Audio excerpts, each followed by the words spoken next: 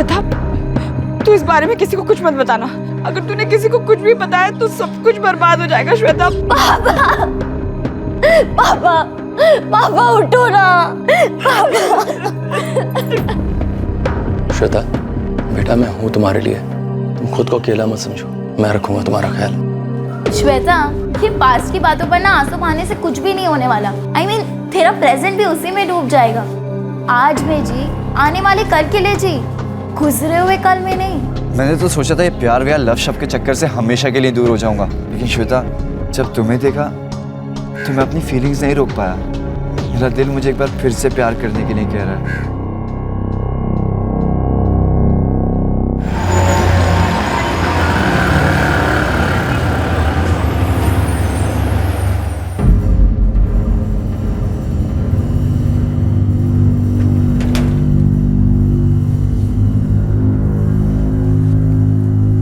श्वेता, चलेगी तो पूजा में? नहीं माँ, तुम जाओ, मेरा मन नहीं कर रहा।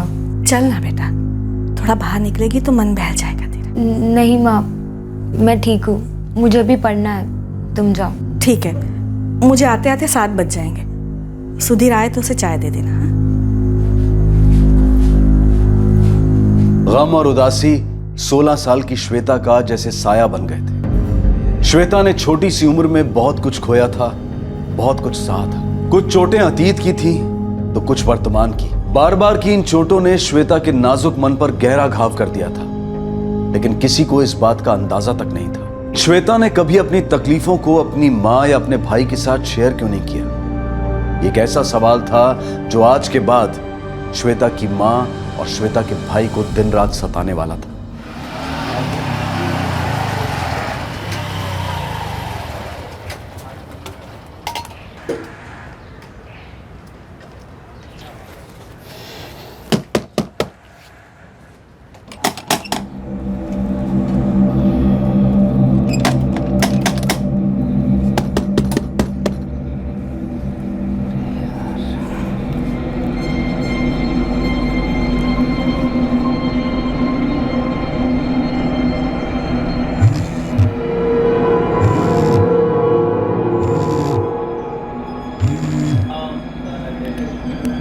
हेलो, हाँ क्या हुआ बेटा?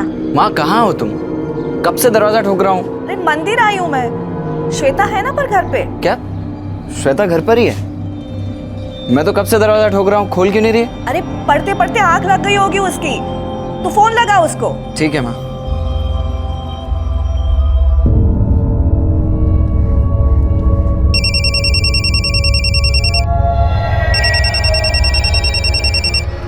फोन क्यों नहीं उठा रही? श्वेता, श्वेता,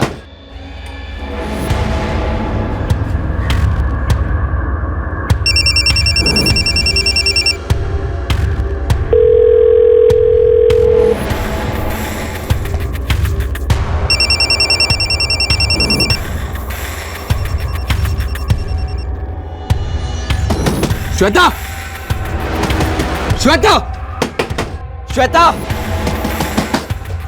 श्वेता। क्या हुआ सुधीर बेटा? अंकल, श्वेता दरवाजा नहीं खोल रही है। कब से दरवाजा पीटे जा रहा हूँ, कॉल पे कॉल भी किए, रिंग की आवाज भी आ रही है, लेकिन कोई जवाब नहीं दे रही है। हो सकता है अंदर सो रही हो। अंकल, अगर सो भी रही होगी इतनी आवाज के बाद तो उठ जानी चाहिए थी। मैं देखता हूँ। श्वेता बेटा, दरवाजा खोलो। श्वेता बेटा, सुधीर मुझे कुछ ठीक नहीं लग रहा।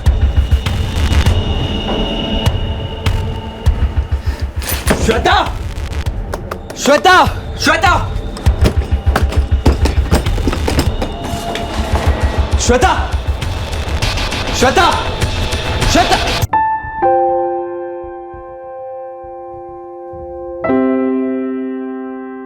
श्वेता 14 साल की चुलबुली और खुशदिल लड़की हमेशा हंसती रहती। जब उसकी जिंदगी पर गमों का साया मंडराया तो अचानक से वो एक खामोश और गंभीर लड़की में तब्दील हो गई। लेकिन वक्त ने फिर करवट ली। उम्मीद की धूप ने श्वेता के मुरझाए चेहरे को फिर से खिला दिया। और उसकी मुस्कान फिर लौट आई। और फिर ये दिन आया जब श्वेता ने अपनी जिंदगी से हार मान ली।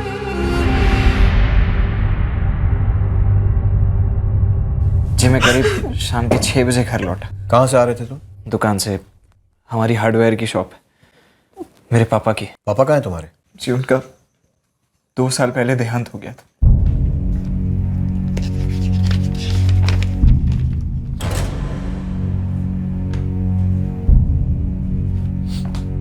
सर, अंदर के कमरे से नोट मिला है, इस मोबाइल के नीचे रखा था। क्या ये श्वेता का मोबाइल है? जी श्वेता का ही है। ये विजय तुम्हारा जीजा है? हाँ सर, मेरी बड़ी बहन रीता के हस्बैंड है। हूँ कहाँ रहता है? यूपी में रहते हैं, इलाहाबाद में। लेकिन आप उनके बारे में क्यों पूछ रहे हैं? सुशांत कौन है? सुशांत नहीं पता सर, लेकिन क्या लेटर श्वेता ने लिखा? लगता तो ऐसे ही है। श्वेता का साइन है? जी श्वेता का है, लेकिन श्वेता ने इसमें लिखा क्या है सर? वजह, अपने सुसाइड की वजह। क्या वजह थी? क्यों किया उसने ऐसा? साहब, क्या लिखा है श्वेता? श्वेता जीते जी जो बातें किसी को नहीं बता पाई, वो उसने अपने सुसाइड नोट में बयां की थी। सबसे पहला घाव कुदरत ने दिया था। 2 साल पहले श्वेता के परिवार पर दुखों का पहाड़ टूटा था। तब वो महज 14 साल की थी और उस घटना से सबसे ज्यादा आहत हुई थी। बिल्कुल बेफिक्र होकर ले जाइए, कंपनी की 6 महीने की वारंटी।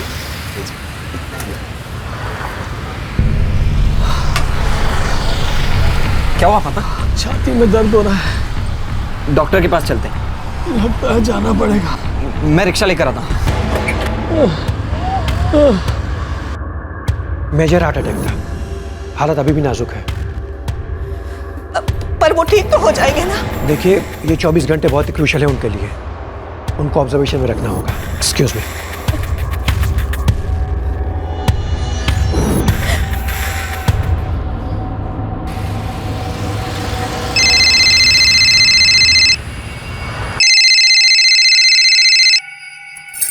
हाँ सुधीर, कैसी तबीयत है पापा की? रीता दीदी, पापा नहीं रहे। रीता दीदी क्या? कल रात को फिर से उन्हें दिल का दौरा पड़ा और वो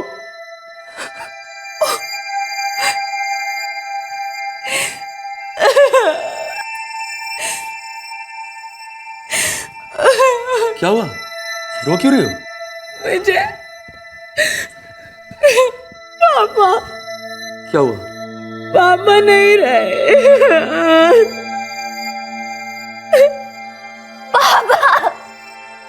पापा, पापा उठो ना।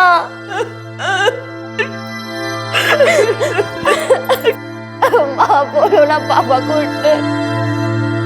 पापा।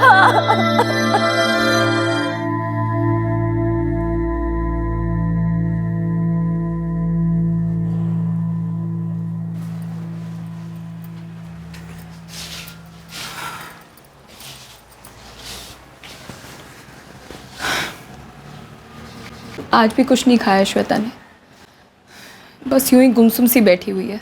उनकी सबसे लाडली थी श्वेता, बच्ची है अभी। उसके लिए इतना आसान नहीं है ये मान लेना कि उसके पापा नहीं रहे। पर माँ, उसे समझना होगा, इस सदमे से बाहर निकलना होगा उसे। माँ,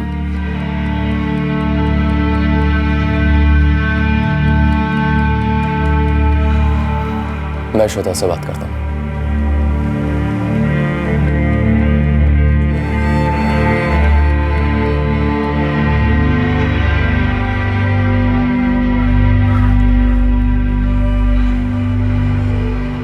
श्वेता, बेटा मैं हूं तुम्हारे लिए। तुम खुद को अकेला मत समझो, मैं रखूंगा तुम्हारा ख्याल। को संभालो श्वेता, पढ़ाई में ध्यान रखो, धीरे धीरे सब ठीक हो जाएगा। और जब एग्जाम्स खत्म हो जाए ना, तो हमारे पास इलाहाबाद चली आना, ठीक है? चलो। आंसू पूछो।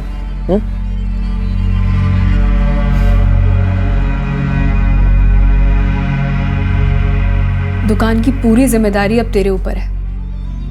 जब भी वक्त मिलेगा तेरे जीजा जी और मैं आते रहेंगे पुणे, पर उस बीच कभी भी किसी भी तरह की जरूरत हो ना तो मुझे तुरंत फोन कर देना, हिचकिचाना मत बिल्कुल। समझ रहा है ना तू? तेरे जीजा जी को भी तुम सबकी बहुत फिक्र है, खास करके श्वेता की।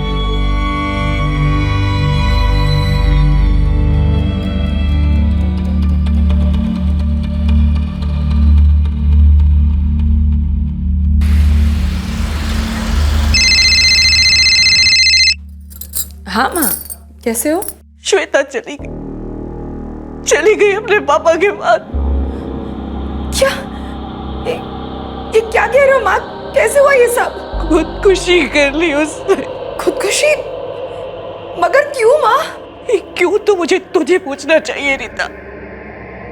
तेरी छोटी बहन थी, बच्ची थी वो अभी, तेरी बच्ची अपने अंदर इतना बड़ा घाव लेके चुप बैठी थी और मुझे कुछ पता नहीं चला, और तूने भी मुझे कुछ नहीं बताया। हाँ, कार्ड तो मिल गया रीटा, पर मैं नहीं आ पाऊंगी। सच कहूं तो अब ये शादी ब्याह में जाने का मन नहीं करता है, और सुधीर को भी अब पूरा दिन दुकान पे ही रहना पड़ता है ना, तो मुझे नहीं लगता कि वो भी आ पाएगा। मैं समझती हूँ तुम्हारी बात माँ, पर मेरे देवर की शादी है, हमारे घर से कोई भी नहीं आएगा तो कैसा लगेगा?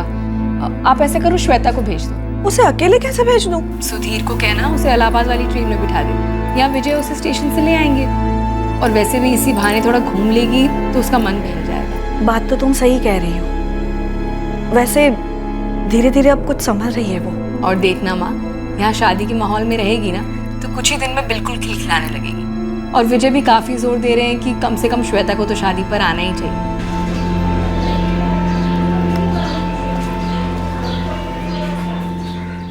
माँ ठीक कह रही है, तुझे जाना चाहिए दीदी के पास। इससे उन्हें भी शादी के कामकाज में मदद मिल जाएगी और तेरे लिए भी अच्छा रहेगा। हाँ बेटा, जाके आना, तेरी दीदी और जीजाजी भी जोर दे रहे हैं। ठीक है माँ।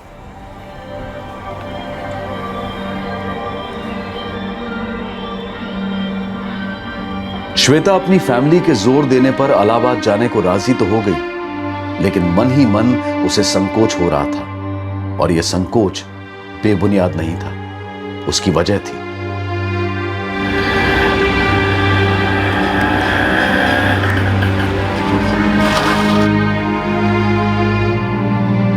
श्वेता के पापा के देहांत के बाद पिछले 1 साल में रीटा और उसका पति विजय जब भी मुमकिन होता पुणे आते जाते रहते थे।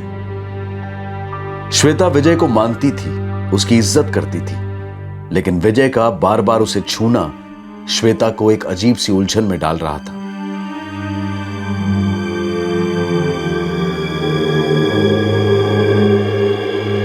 श्वेता महसूस कर पा रही थी कि विजय के छूने में कुछ ठीक नहीं है, पर वो असमंजस में थी, समझ नहीं पा रही थी वो कैसे रिएक्ट करे, कैसे रोके विजय को।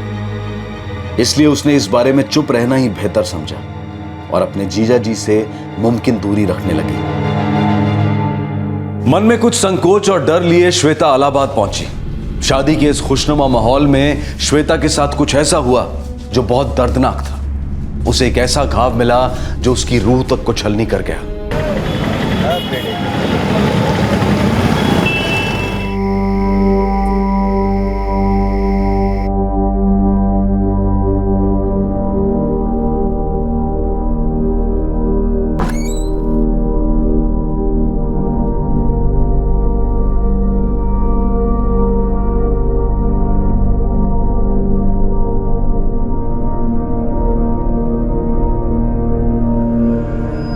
श्वेता, मैंने तुम्हें डरा दिया क्या? श्वेता, वो मेरा सर थोड़ा चकरा रहा है और रीता भी सो गई है, तो क्या तुम मेरे लिए चाय बना सकती हो? सुनो, मैं वो सामने वाले कमरे में हूँ, वहीं ले आना।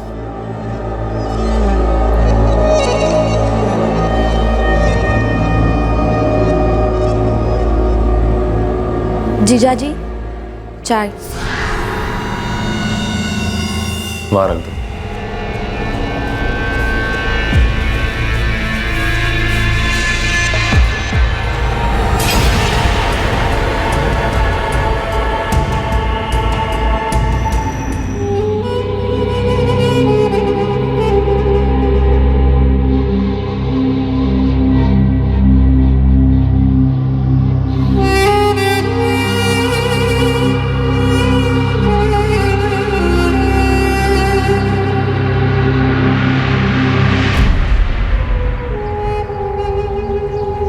श्वेता, श्वेता, श्वेता, ये मैं क्या सुन रही हूँ? तू आज ही वापस जाना चाहती है? क्यों? तेरी टिकट तो कल की है ना? बस दीदी, मुझे घर जाना है, माँ के पास। श्वेता, पर हुआ क्या है? और तेरी तबीयत तो ठीक है ना? तू कांप क्यों रही है? श्वेता, देख अपने आसपास, शादी का माहौल है, सब लोग कितने खुश हैं। इस खुशी में शामिल हो श्वेता। देख, मैं जानती हूँ तू पापा को भूल नहीं पाई है, पर उनके बगैर जीना तो सीखना होगा ना। दीदी, बात पापा की नहीं, बात तो कुछ और है। क्या बात है? बता मुझे। श्वेता, मैं तेरी बड़ी बहन हूँ, मुझे नहीं बताएगी तो किसे बताएगी? बोल, क्या परेशानी है?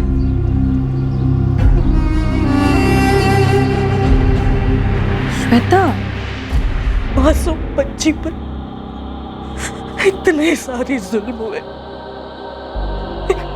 मेरी बच्ची चुपचाप अकेली सहती रही, कुछ नहीं पता भाई मुझे। तुझे तो पता था ना? तूने क्यों नहीं बताया मुझे?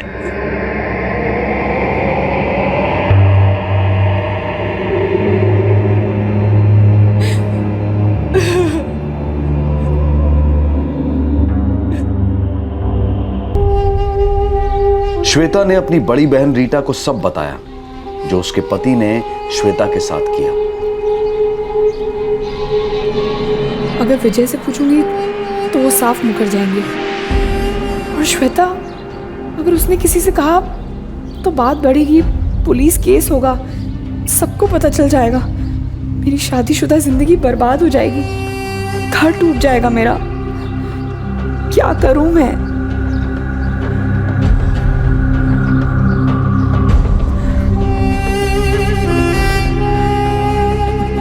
श्वेता, तू इस बारे में किसी को कुछ मत बताना।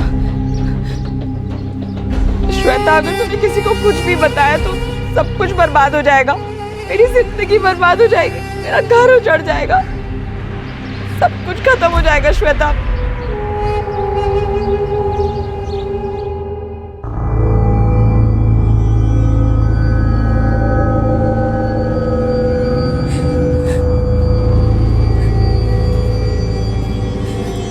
क्या हुआ? क्या बात है? बोलती क्यों नहीं?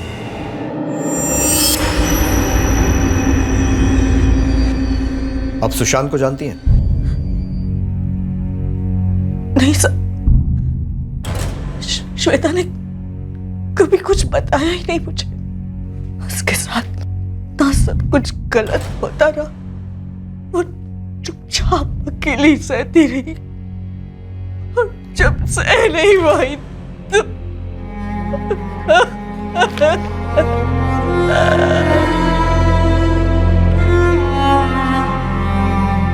श्वेता चुपचाप पुणे लौट आई, लेकिन उस दिन के बाद से उसने अपनी बहन रीटा से फिर कभी बात नहीं की। अपने जीजा से तो बात करने का सवाल ही नहीं उठता था, और ना ही श्वेता ने इस बारे में अपने घर पर कुछ बताया। श्वेता, रीता का फोन है, तुझसे बात करना चाह रही। माँ, अभी मुझे पढ़ना है, मैं बाद में बात कर लूंगी। ठीक है।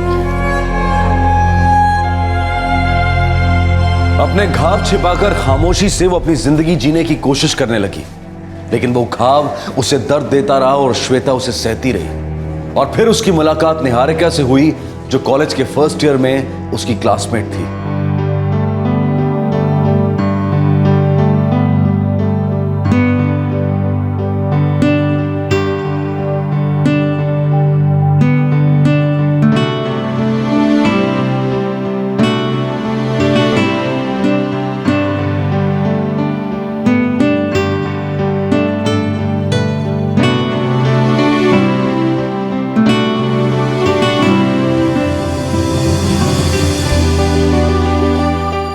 बता ना, है या नहीं? नहीं। क्या बात कर रही है? पर क्यों? क्यों क्या होता है निहारिका? नहीं है तो नहीं है। तेरा है क्या? हाँ, किसी ने प्रपोज ज़रूर किया है। वो राकेश है ना, मुझे भी अच्छा लगता है। 2 महीने से पीछे पड़ा है। तो तूने क्या सोचा निहारिका? सोचती हूँ कि पास्ट के बैड एक्सपीरियंस को भुला के ना एक नया स्टार्ट करूँ, फ्रेश। बैड एक्सपीरियंस मतलब? अरे वो मेरा एक्स बॉयफ्रेंड था ना, पूरे 6 महीने लगे उसे भुलाने में।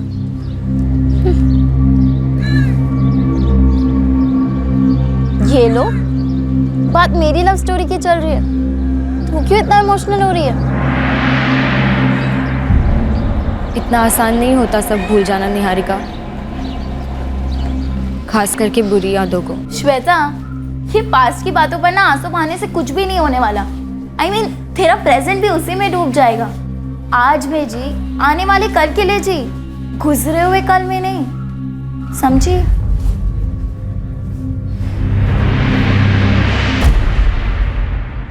श्वेता, ये राकेश है। मैंने बताया था ना इसके बारे में, कॉमर्स में है, सीए कर रहा है। और राकेश, ये श्वेता है, मेरी स्वीट एंड साइलेंट। हाय श्वेता। हाय। अब चलो मैं तुम दोनों से बाद में मिलता हूँ। बाय। तो कैसा लगा?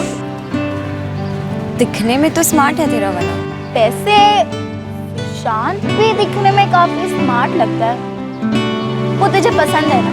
देख, मैं जानती हूँ वो तुझे पसंद है। तुझे प्रोफेसर भाटिया की नोट्स की कसम, सच बोल। पसंद तो है, पर डर लगता है। यार तू क्यों इतना डरती है? ऐसा क्या है? देख, एक मैं हूँ जो तुझसे हर एक बात शेयर करती हूँ, और एक तू है जो मुझे कुछ भी नहीं बताती। ऐसा क्या है जो तुझे इतने वक्त से खाए जा रहा है? श्वेता का घाव अभी भरा नहीं था, उसके जहन में वो दर्द अभी ताजा था। लेकिन एक दिन श्वेता ने फैसला किया अपने आप को इस दर्द से आजाद करने का। कब जवाब दोगी श्वेता? मैं 10 दिन से तुम्हें रोज प्रपोज कर रहा हूँ। बोलो, बनोगी मेरी गर्लफ्रेंड? सुशांत, मुझे गलत मत समझना, लेकिन कुछ बातें हैं जो मैं नहीं जानती तुमसे कैसे कहूँगी। तुम्हारे पास्ट की? देखो श्वेता, सबका पास्ट होता है, मेरा भी था। और तुम्हें पता है, जब मैं डिच हुआ था तब मुझे कितना बुरा फील हो रहा था। मैंने तो सोचा था ये प्यार व्यार लव शब्द के चक्कर से हमेशा के लिए दूर हो जाऊंगा। लेकिन श्वेता, जब तुम्हें देखा तो मैं अपनी फीलिंग्स नहीं रोक पाया। मेरा दिल मुझे एक बार फिर से प्यार करने के लिए कह रहा है। और आई नो, जब तक तुम मेरे साथ हो तब तक सब सही होगा। देखो, मुझे तुम्हारे पास से कुछ फर्क नहीं पड़ता। हमारे रिलेशनशिप के लिए जो मायने रखता है वो है तुम्हारा आज, तुम्हारा प्रेजेंट। लेकिन मैं तुम्हें सब सच बताए बगैर रिलेशन नहीं रख सकती। हमारे रिलेशन के फ्यूचर के लिए ये ज़रूरी है। ठीक है, तो बताओ, मैं सुनने के लिए तैयार हूँ। मतलब 5:30 के आसपास? हाँ, और मौत के कुछ घंटे पहले सेक्सुअल एक्टिविटीज हुई थी। विक्टिम के प्राइवेट पार्ट्स में सीमन के ट्रेसेस मिले। रेप? नहीं, रेजिस्टेंस के कोई निशान नहीं है। सेक्स म्यूचुअल कंसेंट से हुआ होगा। डॉक्टर, मैं विक्टिम का सुसाइड नोट मिला है जिसमें सुशांत नाम के किसी लड़के का जिक्र है। श्वेता के फोन से सुशांत का नंबर तो मिला, लेकिन उसका फोन स्विच ऑफ आ रहा है सर। ये उन्हीं के कॉलेज में पढ़ता है, 3rd ईयर का स्टूडेंट। उसका एड्रेस भी मिल गया है सर। प्रमोद, इसे पुलिस स्टेशन लेकर आओ। श्वेता के सुसाइड नोट में इसकी करतूतों का भी पर्दाफाश हुआ है। भले ही कंसेंट से हुआ हो, लेकिन श्वेता नाबालिग थी, तो केस तो रेप का ही बनेगा।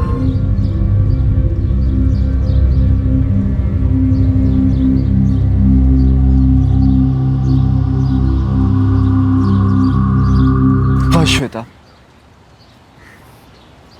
तुम कितनी ब्रेव हो श्वेता। तुमने इतना सब कुछ सहा, और वो भी अकेले। तुम नहीं जानते मैं कितने महीनों से इस शौक में हूँ। मेरे जीजा जी ने मेरे साथ ऐसा किया, और मेरी बहन कभी कभी तो लगता है कहीं मेरी कोई गलती। नहीं श्वेता, इसमें तुम्हारी कोई गलती नहीं है, और प्लीज अपने आप को सजा देना बंद करो। Shweta, I love you. Shweta, मैं 11वीं बार तुम्हें प्रपोज कर रहा हूं, अब तो मान जाओ प्लीज।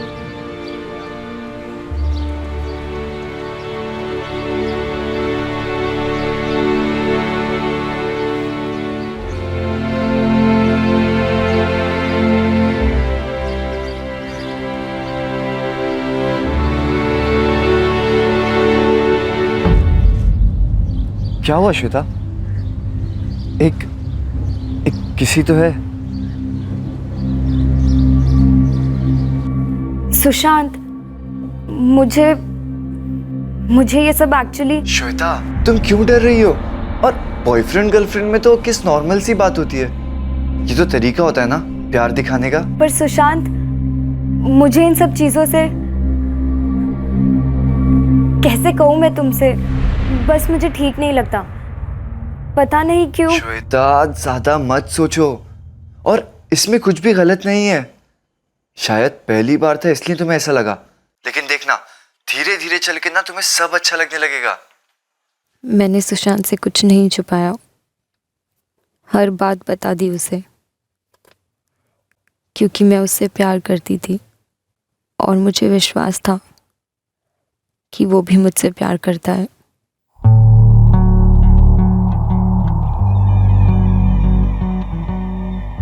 मेरे घाव भरने लगे थे। काफी अरसे के बाद मैं खुश थी।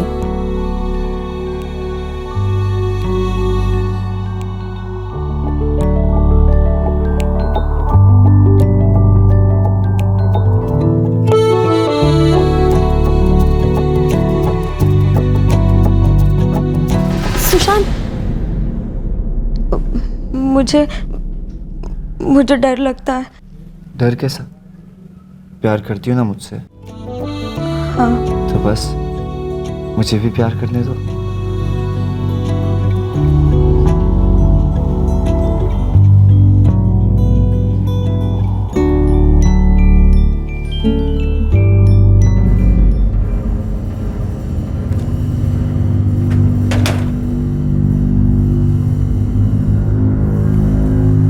श्वेता, चलेगी तो पूजा में? नहीं माँ, तुम जाओ, मेरा मन नहीं कर रहा। ठीक है, मुझे आते आते 7 बज जाएंगे। सुधीर आए तो उसे चाय दे देना। हाँ, ठीक है।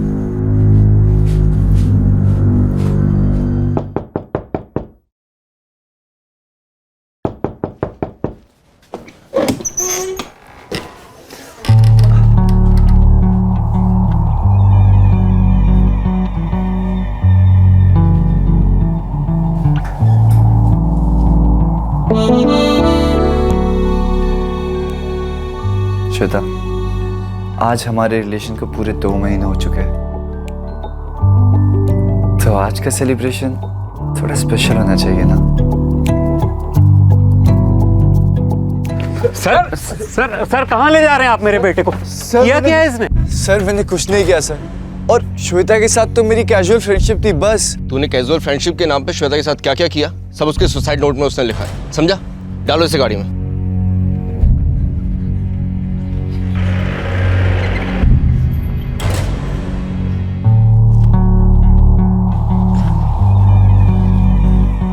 सुशांत, हम इतने वक्त से साथ में हैं, अब तुम्हें नहीं लगता तुम्हें मुझे अपने पेरेंट्स से मिलवाना चाहिए?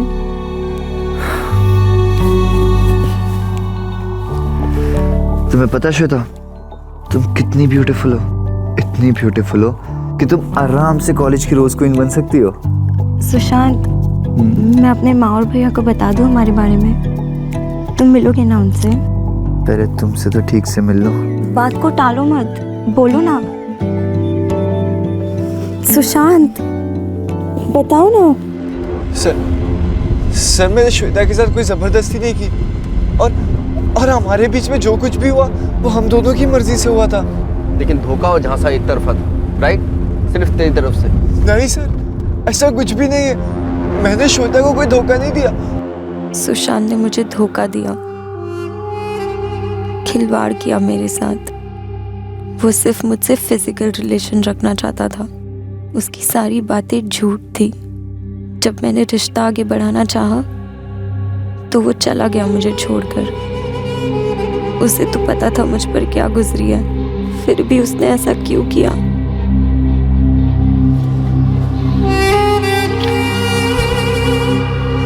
सुशांत, बताओ ना, कब मिलवाओगे अपने मम्मी पापा से? क्या यार श्वेता, एक ही सवाल बार बार पूछना, मेरा दिमाग मत खराब कर। पहली बार लॉज के बजाय घर पे मिले थे, लेकिन तूने पूरा मजा खिलखिला कर दिया। मजा? तो ऐसे क्या देख रही है? अब ये मत बोलना कि तुझे मजा नहीं आता था और तू ये सब मेरे लिए कर रही थी। सुशांत। क्या सुशांत? क्या सुशांत था? और अब ये सैड लुक देना बंद कर, बहुत हो गया दुखियारी का नाटक। वैसे भी ये सब चीजें तेरे लिए नई थोड़ी ना है, तुझे तो एक्सपीरियंस है ना। तो फिर क्यों मेरे मूड की बैंड बजाती है? खुद भी इंजॉय कर और मुझे भी इंजॉय करने दे। ये सब सिर्फ मजे के लिए था? तुम प्यार नहीं करते मुझसे, सिर्फ फिजिकल रिलेशन चाहते थे तुम। तो इसमें प्रॉब्लम क्या है? बेकार में एक दूसरे को प्रेशर करने से अच्छा है दोनों एंजॉय करते हैं। क्या मैंने तुझे कभी प्रेशर किया है? नहीं ना, तो तू मुझे क्यों प्रेशर करती है? तुम मुझे अपने पेरेंट्स से कभी नहीं मिलवाओगे? मैं पागल हूं क्या जो तुझे अपने पेरेंट्स से मिलवाऊंगा? तुझे पता है उन्हें कितना बड़ा शौक लगेगा जब उन्हें पता चलेगा कि तू एक रेप विक्टिम है।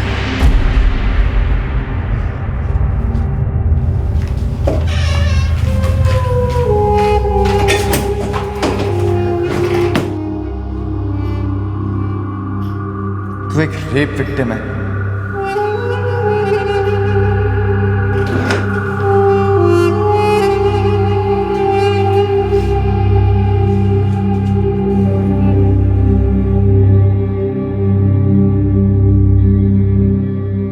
सर मैंने कुछ नहीं किया सर।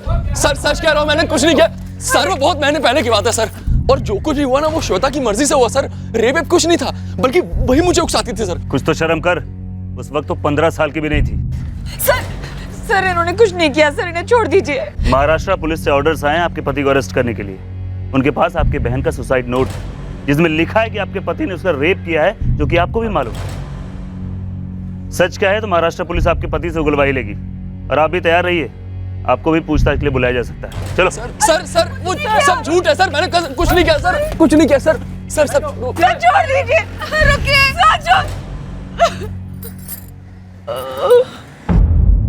मेरी समझ में नहीं आ रहा मैं क्या करूं। तंग आ गई हूं मैं, खुद पर शर्म महसूस होती है। मेरे साथ ही ऐसा क्यों होता है? बहुत अकेली हो गई हूं। मुझे पापा की बहुत याद आती है, बहुत मिस करती हूँ उन्हें। अब बस उनके पास जाना चाहती हूँ। माँ, भैया,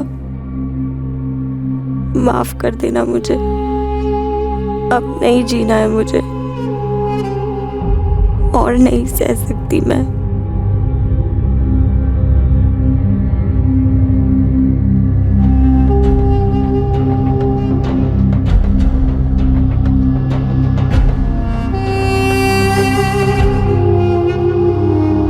श्वेता की मां और उसका भाई गहरे शौक में है। श्वेता ने इतना कुछ सहा, लेकिन उन्हें कभी कुछ क्यों नहीं बताया, ये बात उन्हें खाए जा रही है। अपनी बेगुनाही का राग अलाप रहे विजय ने भी आखिरकार कबूल कर लिया कि उसने नाबालिग श्वेता के साथ जबरदस्ती शारीरिक संबंध बनाए थे। सुशांत ने भी ये कबूल किया कि उसका मकसद सिर्फ श्वेता के साथ फिजिकल रिलेशन रखने का था। उस रिश्ते को आगे ले जाने का उसका कोई इरादा नहीं था। श्वेता की खामोशी का राज निहारिका को उसके मरने के बाद पता चला, जिसे जानकर निहारिका को काफी शौक लगा। रीटा आज अपने आप को एक मझधार में फंसा महसूस कर रही है। एक तरफ उसके ससुराल वाले सदमे में हैं, काफी बदनामी झेलनी पड़ रही है उसके परिवार को, और दूसरी तरफ उसकी मां और उसका भाई उससे दूर हो गए, उससे बात तक नहीं करना चाहते।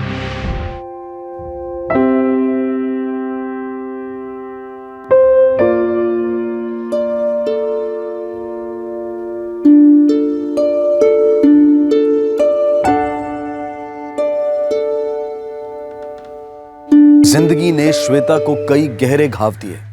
इतनी छोटी सी उम्र में उसे कई शारीरिक, मानसिक और भावनात्मक यातनाओं से गुजरना पड़ा। अपने पिता को खोने के बाद वो वैसे ही जज्बाती तौर पर कमजोर हो गई थी। उस चोट से अभी उभरी भी नहीं थी कि उसके जीजा की घिनौनी हरकत श्वेता को एक और गहरा घाव दे गई। श्वेता के उत्पीड़न पर उसकी बड़ी बहन की खामोशी ने उस जख्म को और कुरेद दिया। श्वेता की जिंदगी में सुशांत के आने के बाद ऐसा लग रहा था कि ये प्यार उसके घावों पर मरहम का काम करेगा, लेकिन ये रिश्ता भी उसके घायल मन पर एक और जख्म दे गया और इसे सहन कर पाना शायद उसकी बर्दाश्त के बाहर हो गया। श्वेता के साथ जो हुआ, उस पर जो गुजरी, इसका हमें बेहद दुख है। एक बेकसूर लड़की औरों की ज्यादतियों की वजह से आज दुनिया में नहीं है, इसका मलाल है। लेकिन हम साथ में ये जरूर कहेंगे कि अपने जख्मों को, अपनी तकलीफों को बयां करना, उसके बारे में बात करना बेहद जरूरी है। फिर चाहे वो बात अपने परिवार के किसी सदस्य से की जाए, अपने किसी दोस्त से, या फिर किसी काउंसलर से। हम मानते हैं कि श्वेता उम्र के जिस पड़ाव पर थी, उस उम्र में जिंदगी में आते उतार चढ़ाव से जूझना आसान नहीं होता, और जब ट्रॉमा शारीरिक सीमाओं को लांघकर मानसिक आहत पहुंचाने लगे तो उससे उबरना और मुश्किल हो जाता है। इसलिए जरूरी हो जाता है कि इंसान अंदर ही अंदर घुटने की बजाय अपने दर्द को बिना किसी हिचकिचाहट की आवाज दे। अगर कोई इस दर्द को छुपाने की, अपनी तकलीफ को चुपचाप सहने की नसीहत देता है या आपके जख्मों को कुरेद कर उनका फायदा उठाने की कोशिश करता है, तो वो इंसान गलत है, और ऐसे इंसान के लिए अपनी जिंदगी कुर्बान कर देना फिजूल है। विजय और सुशांत पर आईपीसी की धारा 376 के तहत बलात्कार के लिए, धारा 396 के तहत आत्महत्या के लिए उकसाने के लिए, और साथ ही protection of children from sexual offence act यानी पॉक्सो के तहत चार्जेस लगाए गए हैं, क्योंकि श्वेता नाबालिग थी। और श्वेता की सिस्टर पर क्या चार्जेस लगाए जाएं, इस पर अभी विचार हो रहा है। अब मैं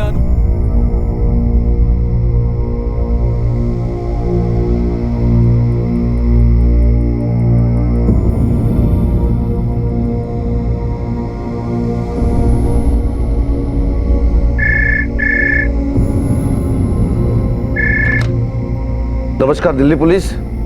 मुझे आपको कुछ बताना है। जी कहिए। मैंने अपनी बीवी और बच्चे को मार डाला। आप कौन बोल रहे हैं? कहां से बोल रहे हैं? Hello hello hello hello. Arjun Sinha, Shantiganj sector 4 से बोल रहा हूँ। शांतिगंज सेक्टर 4 में कहा? Hello hello.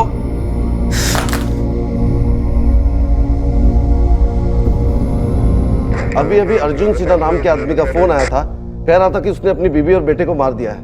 फोन 1:25 पे आया था। पूरा एड्रेस नहीं मिल पाया है। आप लोग सेक्टर 4 पहुंच के जल्दी से जल्दी छानबीन शुरू कीजिए। तो फिर इतनी अच्छी लव स्टोरी को किसने खून से रख दिया? ये केस भी आधे रास्ते में ही है जायसवाल, अधूरा है। 2 टीम गई थी। सेक्टर 4 के पॉकेट 8 और 9 में चेकिंग की, लेकिन कोई अर्जुन सिन्हा नहीं मिला। एक टीम पॉकेट 7 में छानबीन करी। जी, यहाँ को अर्जुन सिन्हा रहता है? नहीं मालूम। क्या आप किसी अर्जुन सिन्हा को जानते हैं? आसपास में रहता है इस नाम का कोई बंदा? जी नहीं, आसपास कोई नहीं रहता। मंजीत, उसने पूरा एड्रेस बताया नहीं। शांतिगंज सेक्टर 4 बोलते उसने फोन काट दिया। शांतिगंज सेक्टर 4 के तीनों पॉकेट छान लिए हैं। एक एक के घर जाके पूछ रहे हैं पर बंदा नहीं मिल रहा। जो आपने नंबर दिया है वो स्विच ऑफ है। मन लगता है कोई प्रैंक कॉल है। हो भी सकता है मंजिल, लेकिन बंदे की आवाज में दर्द था। जिस तरह अपनी बीवी और बेटे को मारने की बात कह रहा था, लग नहीं रहा था कि वो मजाक कर रहा है। मंजिल थोड़ा चेक कर लो। ठीक है। The number you have called is currently switched off. Please try again later. Thank you. Jugraj एक और पॉकेट सर्च करते हैं, अगर वहां भी नहीं मिला तो फिर कॉल रिकॉर्ड्स निकलवाने पड़ेंगे। जिस आदमी ने पुलिस को फोन किया था वो झूठ नहीं बोल रहा था, लेकिन पुलिस के पास उसका पूरा एड्रेस नहीं था जिससे वो उस तक पहुंच सके। आखिरकार जब पुलिस अर्जुन सिन्हा के घर पहुंची तब पता चला कि अर्जुन के परिवार वाले भी इस बात से बिल्कुल अनजान थे कि घर के अंदर क्या हुआ है।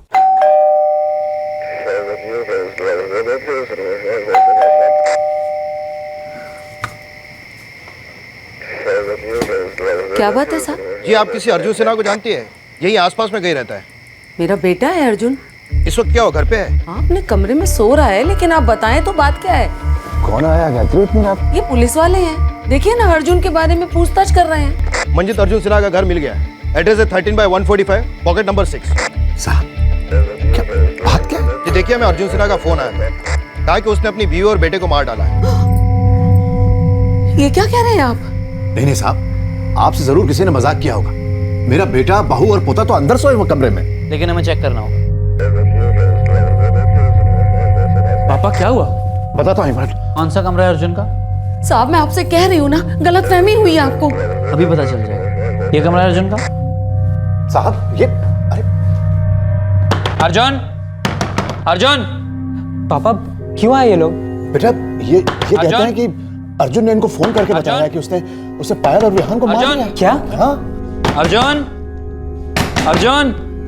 साहब वो दवाइयाँ लेकर सोया होगा, पैरालाइज्ड है, खुद से तो खड़ा भी नहीं हो सकता। तो आपकी बहू तो दरवाजा खोल सकती है ना, या उसने भी दवाइयाँ ली हुई हैं? मंजित लगता है दरवाजा तोड़ना पड़ेगा।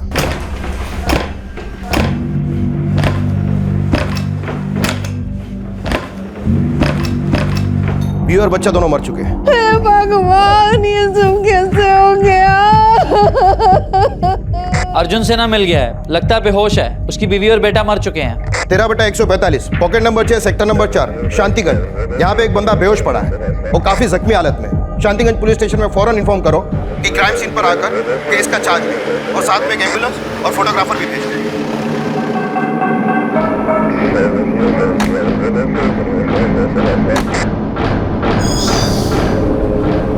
यही अर्जुन सिन्हा? जी सर, जिंदा है।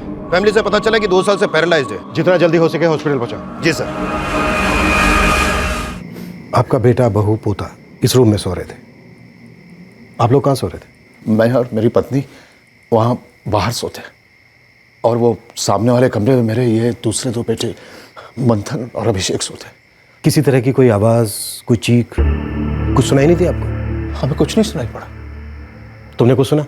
नहीं सर, जहाँ तक मुझे पता है कोई आवाज नहीं हुई। साहब मेरा अर्जुन ऐसा कर ही नहीं सकता। मैं आपको बता रही हूँ ना, बात कुछ और है। आप भी सोचिए, उसे लकवा था, कमर के नीचे का हिस्सा उसका काम नहीं करता था। वो किसी को क्या मारेगा साहब? और वो भी अपने बीवी बच्चों को, जिन्हें वो बेहद प्यार करता था। बात कुछ और है साहब।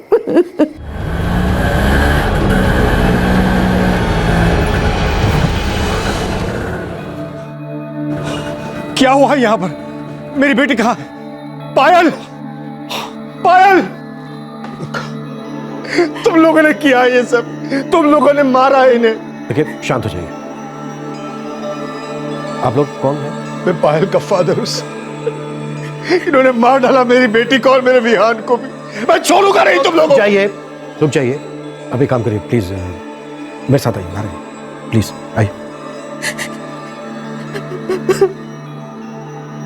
आपका नाम क्या है? राजकुमार सिंह। मेरे नाती को मार दिया साहब, पैसों के लिए मार दिया इन्होंने। अर्जुन कहाँ है? अर्जुन बुरी तरह से घायल है, शायद बेहोश है इस वक्त, अस्पताल लेकर गए उसे। अच्छा राजकुमार जी, आपको इस हादसे के बारे में कैसे पता चला? रात के करीब 1:20 पर मुझे फोन आया था अर्जुन का।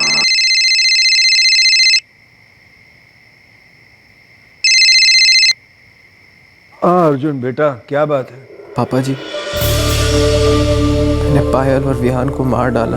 क्या बोल रहे हो तुम? तो मैंने वापस उसे फोन लगाया तो बिजी आ रहा था और उसके बाद उसका फोन स्विच ऑफ हो गया और जब पायल ने भी फोन नहीं उठाया तो मैं डर गया सर। अपनी बीवी गीता को जगाया और हम लोग यहाँ आ गए। इन्हीं लोगों ने मारा है मेरी बेटी और नाती को, सर इन्हीं लोगों ने। कैसी अनाप शनाप बातें कर रहे हैं भाई साहब आप। हम लोग वैसे ही बड़े परेशान हैं। हम आपसे कह रहे हैं ना कि हमें सच में नहीं मालूम ये सब कैसे हुआ। पायल हमारी भी बेटी की तरह थी, फिर हम उसे क्यों मारेंगे? पैसों के लिए मारा है सर इन्होंने। एक मिनट, किन पैसों की बात कर रहे हैं? अर्जुन के एक्सीडेंट के बाद उसे इंश्योरेंस के 25 लाख रुपए मिले थे जो उसने पायल के अकाउंट में ट्रांसफर किए थे।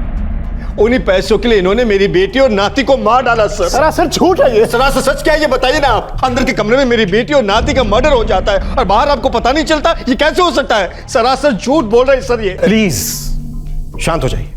इस तरह से शोर मचाने से, एक दूसरे पर इल्जाम लगाने से कुछ हासिल नहीं होने वाला है। हम हर पहलू इन्वेस्टिगेट करेंगे। Don't worry Rajkumar ji. अर्जुन का रूम चेक किया सर। कांस्टेबल मंजीत ने बताया कि दरवाजा अंदर से बंद था। वो लोग दरवाजा तोड़ के अंदर दाखिल हुए हैं। कमरे में 2 खिड़कियां भी हैं, लेकिन कहीं भी फोर्स एंट्री के निशान नहीं मिले। अर्जुन पैरालाइज्ड है। ये बात अर्जुन की मां ने खुद बताई कि वो बिना सहारे के चल फिर नहीं सकता। लेकिन सर अर्जुन ने खुद कंट्रोल रूम फोन करके कन्फेस किया है कि उसी ने मारा है अपनी बीवी और बेटे को। और यही बात अर्जुन ने अपने ससुर राजकुमार सिंह से की। और राजकुमार सिंह का कहना है कि अर्जुन के घर वालों ने पैसों के लिए सब कुछ किया है। क्या वाले काम करो, दोनों फैमिली के सभी मेंबर्स को कल सुबह थाने में बुलाओ। जी सर। अगर पायल ने हमारी सुनी होती तो ये सब नहीं होता। तो चिंता मत कर, हम छोड़ेंगे नहीं इन लोगों को।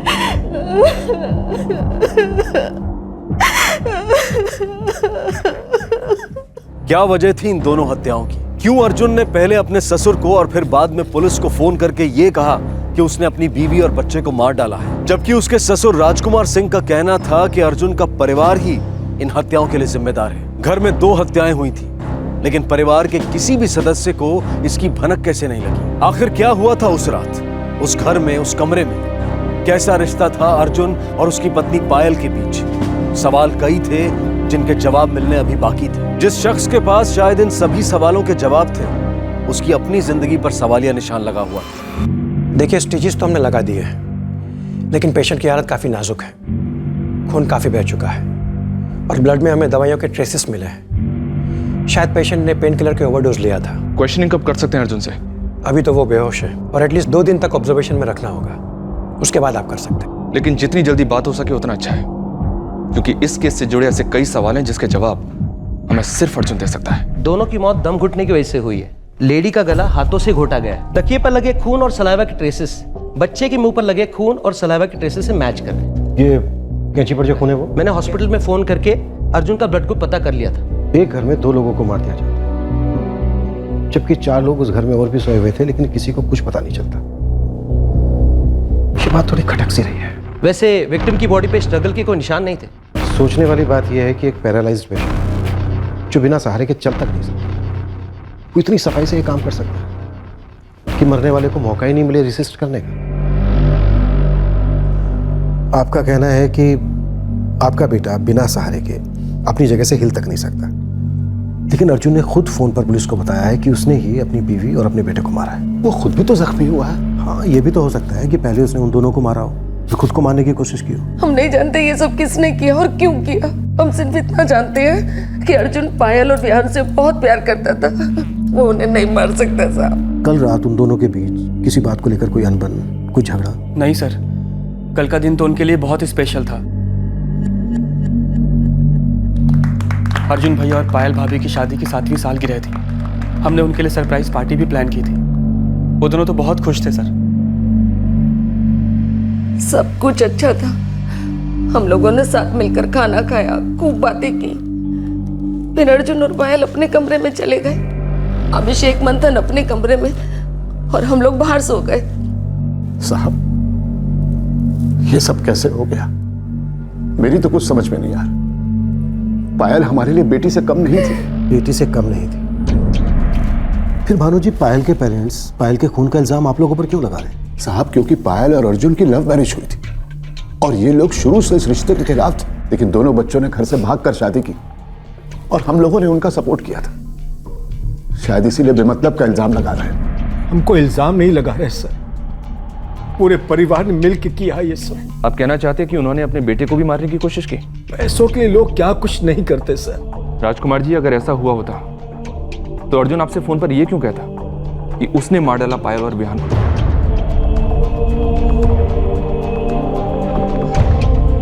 ये अर्जुन के बैंक स्टेटमेंट की कॉपी है। अर्जुन के अकाउंट से पायल के अकाउंट में कोई पैसे ट्रांसफर नहीं हुआ। हाँ, इंश्योरेंस का पैसा अर्जुन के अकाउंट में ट्रांसफर हुआ था, जो अभी भी अर्जुन के अकाउंट में ही है। सर, भैया भाभी एक दूसरे से बहुत प्यार करते थे, और जब से भैया पैरालाइज्ड हुए थे तब से तो भाभी उनका और भी ज्यादा ख्याल रखने लगी थी। आराम से।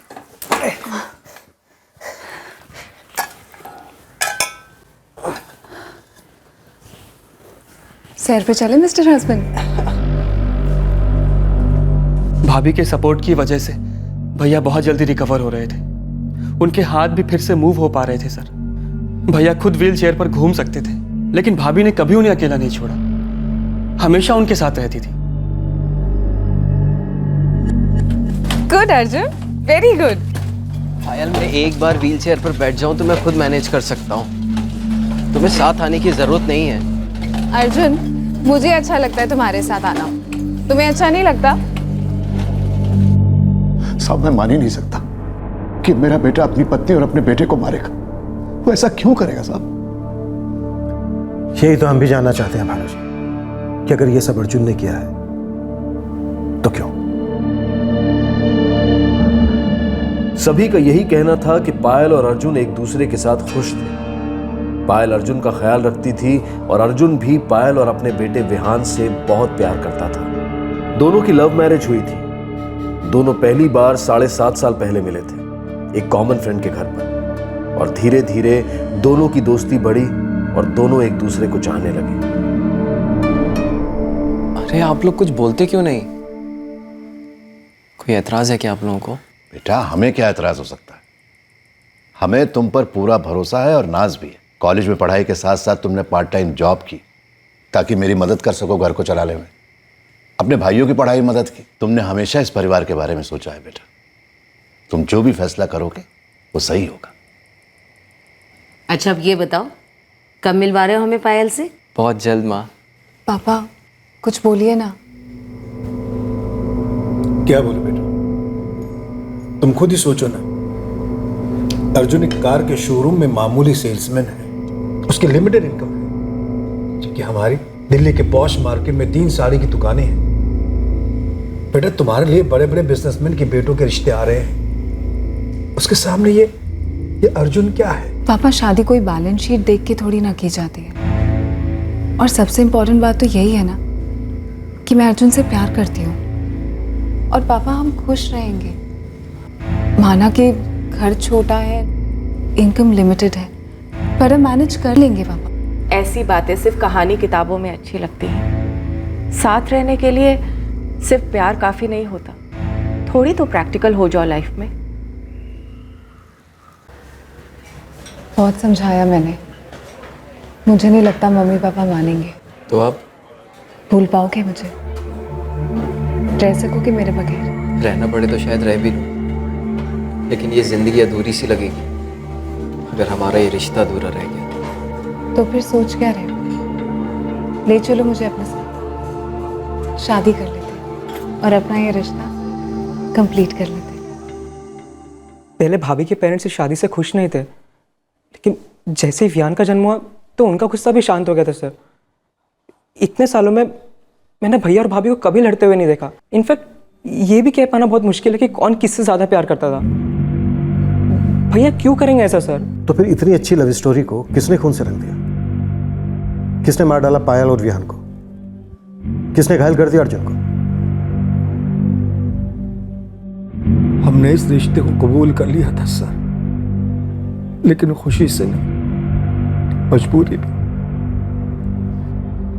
आखिर माँ बाप अपने औलाद से कब तक नाराज रह सकते हैं? अपनाना ही पड़ता है सर। और चाह ही क्या था? मेरी बेटी हर कदम पे समझौते करती रही इस रिश्ते को निभाने के लिए। घर, माँ बाप, ऐशो आराम सब कुछ छोड़ा। अर्जुन के पैर काम करना बंद हो गए तो वो उसकी बैसाखी तक बन गई। पर आखिर क्या मिला उसे? पायल मेरी इकलौती बेटी थी सर, चली गई। मेरा नाती जिसके कारण हमने ये रिश्ता कबूल किया था, उससे भी मार डाला।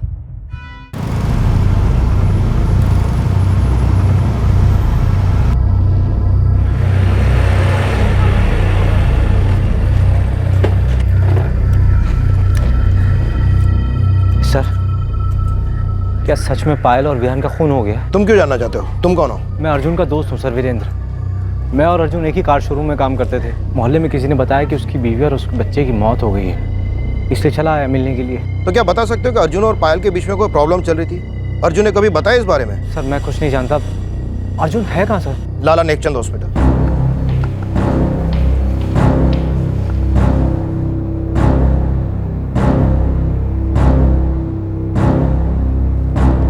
सर कैसी हालत है अर्जुन की? तुम कौन हो? जी मैं वीरेंद्र हूँ, अर्जुन का दोस्त। अर्जुन पहले से बेहतर है, लेकिन डॉक्टर का कहना है कि उसे कुछ दिन ऑब्जर्वेशन में रखना होगा। तुम उसके दोस्त हो ना? तुम्हें पता है क्यों उसने अपने बीवी और बच्चे को मार डाला? हमने आसपास के लोगों से पूछा है, वैसे सबने कहा है कि उन दोनों में तो बड़ा प्यार था। सर सबकी तरह मैं भी शॉक्ड हूँ, मुझे यकीन ही नहीं हो रहा कि अर्जुन और पायल की प्रेम कहानी का एक हिस्सा अधूरा था, और उस अधूरे हिस्से का आधा सच वीरेंद्र जानता था और आधा अर्जुन।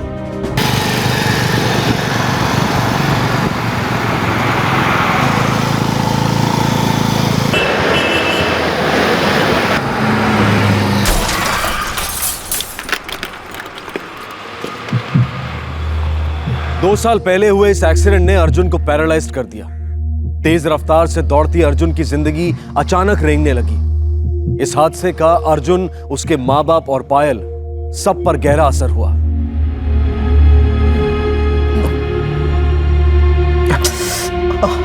रहने दो, मैं खिला रही हूँ ना।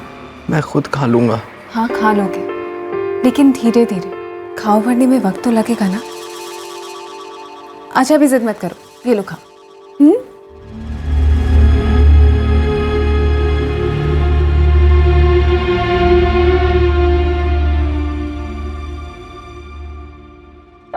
अर्जुन, तू बिल्कुल परेशान मत हो बेटा, सब ठीक हो जाएगा।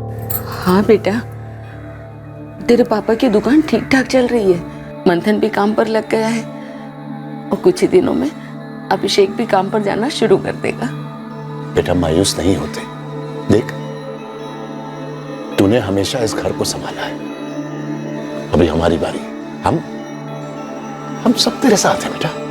डॉक्टर ने कहा है मेरी कमर के नीचे का पूरा हिस्सा पूरी तरह से डैमेज हो गया, मैं शायद कभी चल भी नहीं पाऊंगा। जो चीज अपने हाथ में नहीं होती ना, उसे वक्त पर छोड़ देना चाहिए।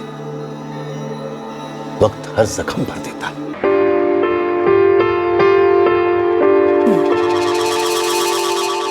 वेरी गुड, क्या बात है, आज तो बिल्कुल अच्छे बच्चे की तरह खा रहे हो। वैसे अर्जुन, मैं सोच रही थी क्यों ना मैं वापस जॉब ज्वाइन कर लूं। अब तो विहान भी बड़ा हो गया है, तुम्हें क्या लगता है जॉब कर लूं?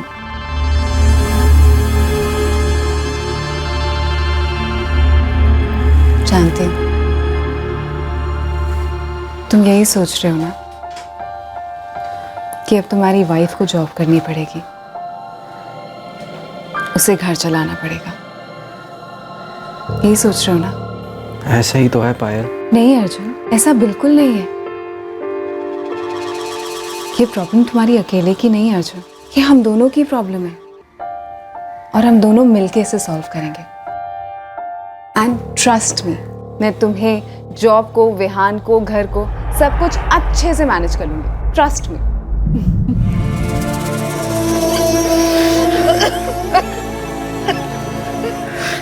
अर्जुन को होश आ गया साहब जी। डॉक्टर का क्या कहना है? उन्होंने कहा 24 घंटे और रुक जाना चाहिए, और उसके बाद अगर थाने भी लेके जाना है तो कोई दिक्कत नहीं है। ठीक है, हम कल ही बात करेंगे अर्जुन से।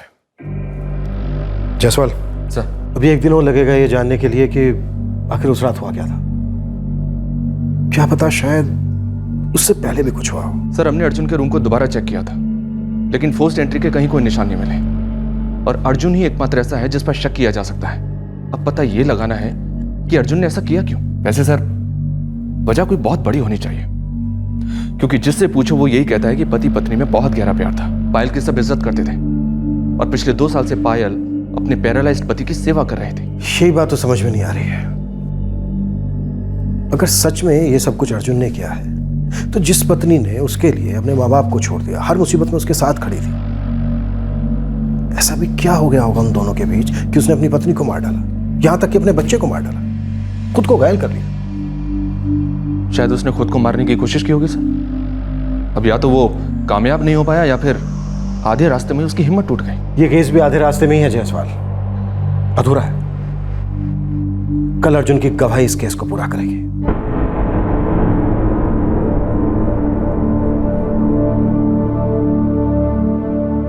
आपके पास सिर्फ 5 मिनट है।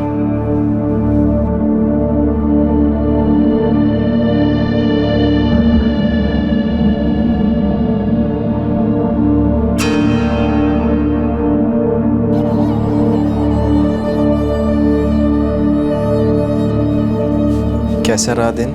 अच्छा था। तुम्हारा? बहुत अच्छा। सीलिंग फैन से अच्छी दोस्ती हो गई है। क्या अर्जुन, फिर से नेगेटिव बात? सॉरी। अच्छा, मैं जल्दी से मुंह हाथ धोआती हूँ, उसके बाद साथ बैठ के चाय पियेंगे और फिर गार्डन जाएंगे। विहान का भी बहुत मन है। ओके। मैं अभी आती हूँ।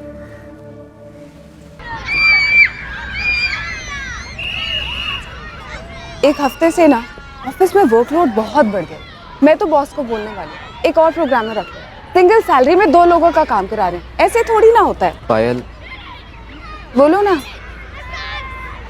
कुछ चाहिए तुमसे, दोगी? इतनी फॉर्मेलिटी क्यों कर रहे हो, बोलो।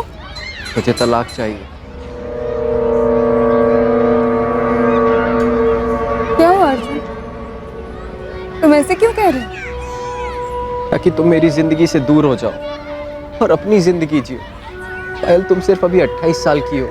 एंड एक्सेप्ट इट, मैं जिंदगी भर ऐसा ही रहूंगा। पायल, बहुत कर लिया तुमने मेरे लिए। मैं इस व्हील चेयर पर चल फिर सकता हूँ, अपना काम कर सकता हूँ, मुझे तुम्हारी जरूरत नहीं है, लेकिन तुम्हें जरूरत है इससे बेटर जिंदगी जीने की। यू डिजर्व इट पायल। तुम कोई लड़का ढूंढ लो या अपने पेरेंट्स से कहो तुम्हारे लिए कोई अच्छा लड़का ढूंढ ले। अगर वो लड़का विहान को अपनाना चाहता है तो भी मुझे कोई एतराज नहीं है, और अगर नहीं, विहान मेरे साथ रहे, सब वर्कआउट हो जाएगा। फिर मम्मी पापा उसका ख्याल रख लेंगे, मैं भी नई जिंदगी मिल जाएगी। कितना कुछ सोच लिया ना तुमने अर्जुन। तुम्हें क्या लगता है तुम मुझसे डिवोर्स मांगो तो मैं तुम्हें डिवोर्स देके किसी और से शादी करूं? यही तुम्हारे लिए सही है पायल। प्रैक्टिकल बनो और प्लीज मुझ पे तरस खाना बंद करो।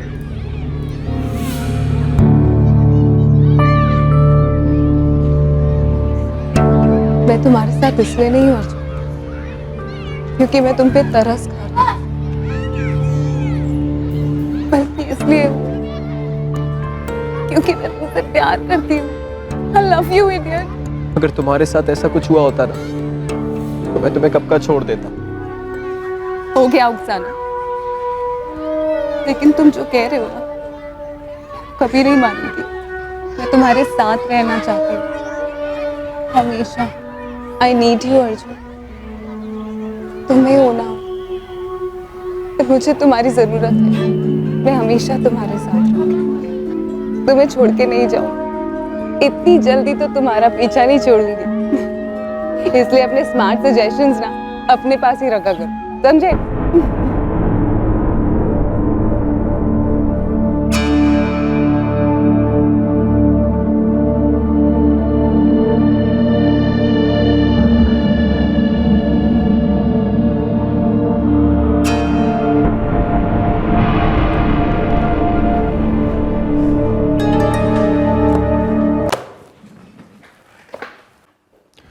अर्जुन, तुमने उस रात अपने ससुर को फोन किया, पुलिस कंट्रोल रूम में फोन किया और तुमने सही कहा था।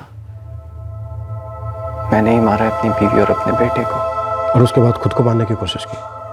हाँ, लेकिन ऐसा कर नहीं पाए। कमजोर पड़ गए, डर गए। जी। लेकिन अपनी बीवी को मार डाला, बच्चे को मार डाला, तब डर नहीं लगा? लगा था, डरा भी था, दुखी भी बहुत था।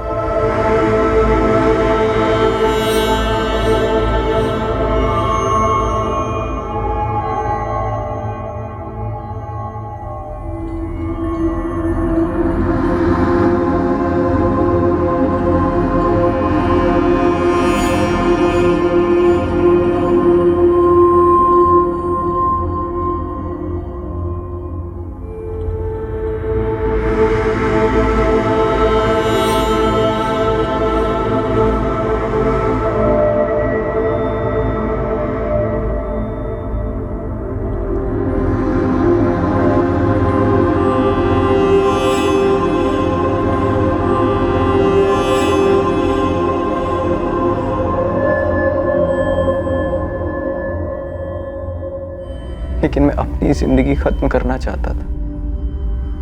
फिर मुझे लगा हम दोनों के बाद कौन ख्याल रखेगा उसका। हम दोनों के चले जाने के बाद अनाथ हो जाएगा मेरा विहान। ये सोचकर बहुत डर गया था मैं। अर्जुन, हमने जितने लोगों से भी बात की, सबने हमसे यही बताया कि अर्जुन पायल को कितना प्यार करता था, पायल अर्जुन को कितना प्यार करती थी। उस रात तो तुम अपनी 7th मैरिज एनिवर्सरी सेलिब्रेट कर रहे थे। तुम्हारे पेरेंट्स ने कहा सब कुछ नॉर्मल था। फिर अचानक ऐसा क्या हो गया कि तुमने अपनी बीवी को मार डाला, अपने बच्चे को मार डाला, खुद की जान लेने की कोशिश की? मेरे एक्सीडेंट के बाद मैं चाहता था कि पायल मुझे छोड़ दे, चली जाए मेरी जिंदगी से, पर वो नहीं गई। वो जिंदगी भर मेरे साथ रहना चाहती थी, बहुत प्यार करती थी मुझसे। फिर मार क्यों डाला उसे? जब उसने मुझसे कहा कि वो मुझे कभी नहीं छोड़ेगी, वो मुझसे आज भी उतना ही प्यार करती है जितना पहले करती थी, तो मेरे सारे डर दूर हो गए थे। मुझे ऐसा लगने लगा था जैसे वो मेरा जिंदगी भर साथ देगी। पायल, तुम्हारे प्यारे पतिदेव और मेरे प्यारे दोस्त जानती हो क्या कह रहे हैं? Thank you very much. Thank you? Thank you किस बात के लिए? अरे शोरूम से लौटते वक्त रोज तुम्हें घर छोड़ता हूँ ना, उस वजह से एहसान करता हूँ मैं इन पे। अरे ऐसी बात नहीं है, but I really appreciate it. तू रहने दे भाई, फिलहाल मुझे पकोड़े बड़े अच्छे लग रहे हैं यार। इनको खाने के लिए तो मैं कहीं से भाग कर आ जाऊँ। अगर ऐसी ही बात है तो मैं शीतल को ही सिखा देती हूँ। शीतल तुम्हें और बच्चों को बना के खिलाया करेगी। शीतल की बस की नहीं है पकोड़े होकड़े बनाना। यार कुकिंग एक आर्ट होती है, हर किसी की बस की बात नहीं, और तुम्हारे हाथों में जादू है यार। अर्जुन यू आर लकी यार। तो फिर ठीक है, जब भी तुम्हारा पकौड़े खाने का मन करे ना, यहीं आ जाया करो। अरे और लो ना। अर्जुन तुम क्यों नहीं खा रहे हो? मैं बाद में खाता हूँ। वीरेंद्र को खिलाओ। हाँ वीरेंद्र।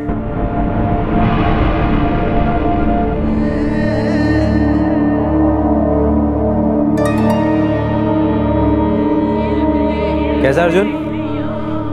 बस ठीक हूँ। वीरेंद्र पकौड़े बनाओ ना। अर्जुन समझाया यार अपनी वाइफ को, रोज एक ही सवाल पूछती बार बार। मैं देख रहा था वीरेंद्र और पायल नजदीक आ रहे थे। शक होता पर खुद को ही टोकता, कहता सिर्फ दोस्त हैं दोनों, मुझे ऐसे नहीं सोचना चाहिए। मुझे शक तो था, पर रहा सहा शक तब दूर हो गया जब पायल ने खुद आके मुझसे कहा जो उसके दिल में था।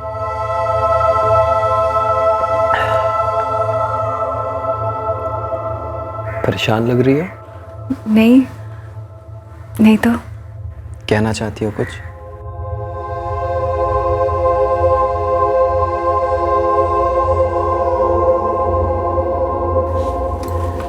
अर्जुन तुमने कहा था ना कि मुझे अपनी लाइफ को लेके, मेरा मतलब है अर्जुन, मैं नहीं जानती थी कि मेरे मन में कभी किसी के लिए कोई फीलिंग्स आएंगी या नहीं। लेकिन पिछले कुछ दिनों से वीरेंद्र है ना वो,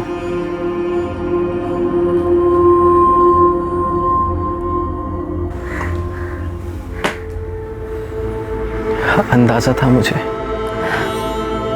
खुद समझ में नहीं आया ये सब हो गया। एक आप वीरेंद्र को पसंद करने लग गए। मैंने कहा था तुमसे मुझे छोड़ के चले जाने को, लेकिन तुमने कहा कि तुम मुझसे जिंदगी भर प्यार करोगे। उस दिन तुम दुनिया में सबसे बढ़कर हो गई थी मेरे लिए, मेरे जीने की उम्मीद बन गई थी तुम। अर्जुन, मैं सच कह रही हूँ, मैंने खुद कभी नहीं सोचा था कि मैं कभी तुम्हारे अलावा किसी और को पसंद कर पाऊंगी, किसी और को चाहने लगूंगी, उसके साथ शादी के बारे में सोच लूंगी। मैंने कभी नहीं सोचा था। मैं जानता था तुम लोगों के बीच कुछ चल रहा है, लेकिन मेरी कभी हिम्मत नहीं हुई इस बात को छेड़ने की। मुझे डर था कि मेरा शक सही निकला तो मुझे तुम्हारे मुंह से सुनना पड़ेगा कि तुम मेरी जिंदगी से जाना चाहती हो। मुझे अकेला अधूरा छोड़ के उनकी बढ़ती नजदीकियां मैं बर्दाश्त नहीं कर पा रहा था। वीरेन मेरा दोस्त था, मैं उससे भी कुछ नहीं कह सकता था। वो रोज मेरे घर आता, पायल उसे देखकर मुस्कुराती। मैं सोचकर भी डरता था कि एक दिन पायल मुझे छोड़कर उसके पास चली जाएगी, सब खत्म हो जाएगा। फिर मेरा ख्याल कौन रखेगा? मेरे विहान का ख्याल कौन रखेगा? जिंदगी भर एक अधूरापन सा सताएगा। वीरेंद्र का खुद का अपना परिवार था, वो अपना परिवार भी तोड़ रहा था। हम सबकी जिंदगी बिखेर रहा था वो।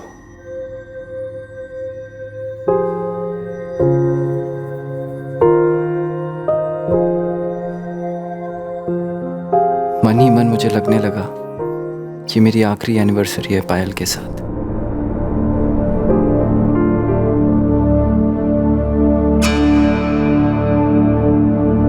तुमने अपनी बीवी, अपने बेटे को मारा है।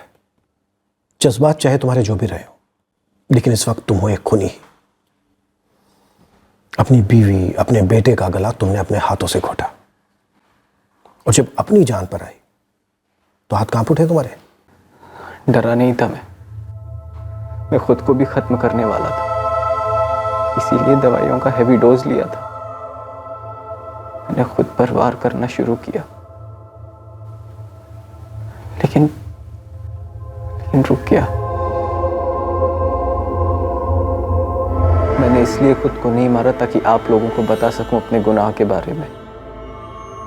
मुझे डर था कहीं मेरे माँ बाप या मेरे भाइयों पर मेरे गुनाह का इल्जाम ना आ जाए, इसलिए मैंने पायल के पापा को भी फोन करके बता दिया था। सर, मैं जीने की चाहत खो चुका हूं, सांस ले रहा हूं, जी नहीं रहा हूं।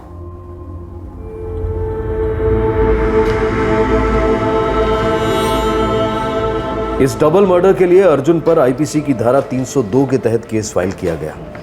उसे गिरफ्तार किया गया था, लेकिन कुछ महीनों के बाद उसे जमानत मिल गई।